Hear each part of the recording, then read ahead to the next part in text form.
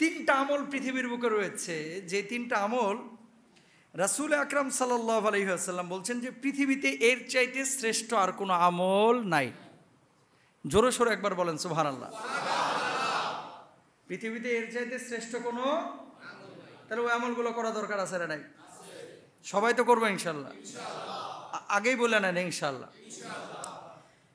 عن عبد الله بن مسعود قال سألت رسول الله صلى الله عليه وسلم أي العمل أفضل قال الصلاة لوقتها الله أكبر বলেন। আব্দুল্লাহ ইবনে মাসউদ রাদিয়াল্লাহু তাআলা আনহু থেকে বর্ণিত, তিনি বলেন আমি রাসূল আকরাম সাল্লাল্লাহু আলাইহি ওয়াসাল্লামকে জিজ্ঞেস করলাম, এই দুনিয়ার জিন্দেগিতে আল্লাহ রব্বুল আলামিনের কাছে সবচাইতে উত্তম আমল কোনটি? আল্লাহর নবী একটু যদি বলতেন ভালো হতো।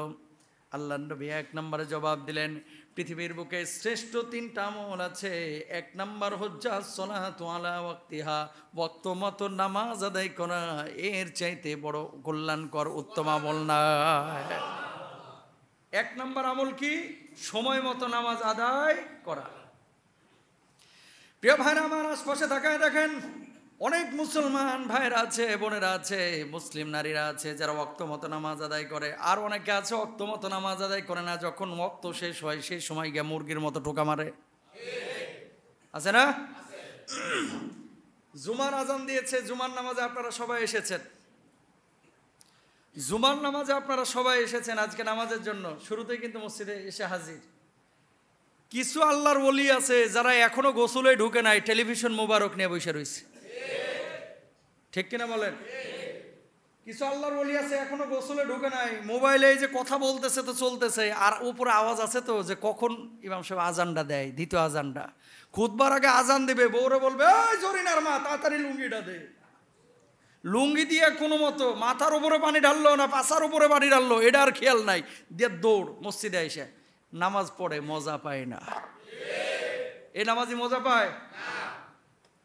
অথচ যেটা শুরুতে এসেছে, একটা উট সাদাকা করলে যে পরিমাণ সওয়াব দিতে আল্লাহ রাব্বুল আলামিন আপনার আমল নামায় সেই সওয়াবের ব্যবস্থা করে দিয়েছে।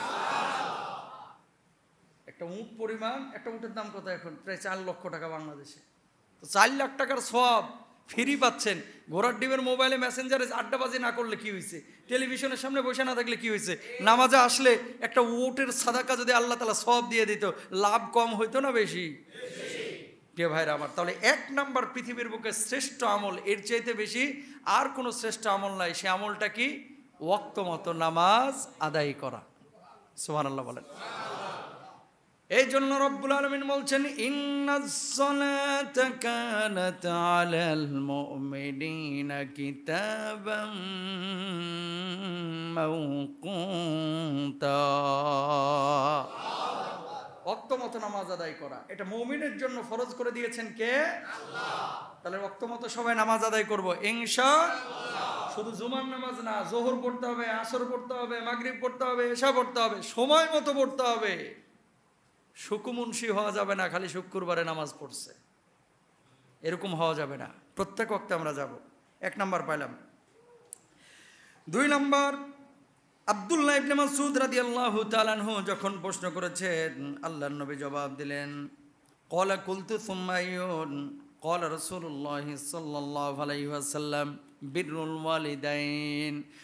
আল্লাহ রাব্বুল আলামিনের নামাজ, ওয়াক্ত মতো নামাজ আদায় করার পরে পৃথিবীর বুকে সবচেয়ে উত্তম আমল হচ্ছে বাপ মার সেবা করা, বাপ মার সঙ্গে ভালো আচরণ করা, বাপ মার খেদমত করা। বলুন সুবহানাল্লাহ। এই মসজিদে দান করা সবসময় ফরজ না, কিন্তু বাপ মার ভরণ পোষণে টাকা খরচ করা ফরজ, খেদমত করা কি? নামাজ পড়া যেমন ফরজ তেমনি ফরজ করে দিয়েছেন কে? আল্লাহ। আহা হা হা, মুসলমান কি সম্পদ ঘরের মধ্যে আছে রে ভাই। পৃথিবীর বুকে যত মানুষ আজকে আমরা জীবিত আছি, আল্লাহর প্রতি যারা ঈমান এনেছি, প্রত্যেকটা মানুষ কিন্তু আমরা চাই আল্লাহর জান্নাতে যেতে। সন্দেহ আছে কোনো? এই যে নামাজ পড়তে এসেছেন কেন? কাকে সন্তুষ্ট করার জন্য? 1000 কোটি টাকা আর 1 লক্ষ টাকা যেমন সমান না, আল্লাহর কাছে এমন কিছু আমল আছে যে আমলগুলো, দুটো আমল এক সমান না। প্রতিদানের দিক থেকে 1000 কোটি টাকা যেমন অনেক বেশি, এমন কিছু আমল আছে যেগুলো প্রতিদানের দিক থেকে আল্লাহর কাছে 1000 কোটি টাকার চাইতেও বেশি। সুবহানাল্লাহ বলে। ব্যাংকে যখন মানুষ টাকা রাখে তখন কিন্তু খেয়াল করে যে কোথায় প্রফিটটা বেশি। জমি যখন মানুষ কিনে তখন কিন্তু খেয়াল করে যে টাকাটা কোথায় বেশি পাবো। জমির মানে কি বলে ফিডব্যাকটা 3 বছরে আমি যে জমিটা কিনে ফেলায় রাখবো, এই 3 বছর পরে যে টাকাগুলো আমার কাছে আসবে, কোন জায়গায় জমিটা কিনলে ইনভেস্ট করলে আমার টাকাটা বেশি আসবে, কোন দোকানে কোন জায়গায় পজিশন কিনলে কোথায় আমার ব্যবসায়িক প্রফিটটা বেশি হবে। আমরা এটা দুনিয়া জিন্দেগিতে সবাই খেয়াল করি, কোথায় চাকরি করলে লাভটা একটু বেশি হবে, সবাই খেয়াল করি। আমলের ক্ষেত্রে কিন্তু আমরা খেয়াল করি না যে আমল যে করতেছি কোন আমলটায় বেশি বেনিফিট আর কোন আমলটায় কম বেনিফিট, এটা কিন্তু আমরা খেয়াল করি না। ঠিক না বলেন? এটা কিন্তু খেয়াল করি না।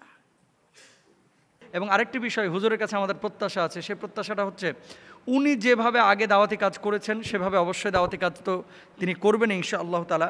তাকে নিয়ে সোশ্যাল মাধ্যমে অনেকে বাড়াবাড়ি অনেকে ছাড়াছাড়ি আমরা যারা করে থাকি, এই জায়গাটা আমরা প্রত্যেকেই খেয়াল রাখবো যাতে করে আমাদের কোনো কথার কারণে আমাদের কোনো আচরণের কারণে আবার বিপদের সম্মুখীন না হয়। ইসলামিক স্কলার বা এই যে বক্তা যারা আমাদের মতো ময়দানে কথা বলি, অনেক সময় ফেসবুক ইউটিউবে যারা আছেন, আপনারা কাজ করেন, সোশ্যাল মাধ্যমে যারা আছেন, আপনাদের কারণে কিন্তু অনেক বক্তারা বিপদে পড়ে। কেমন?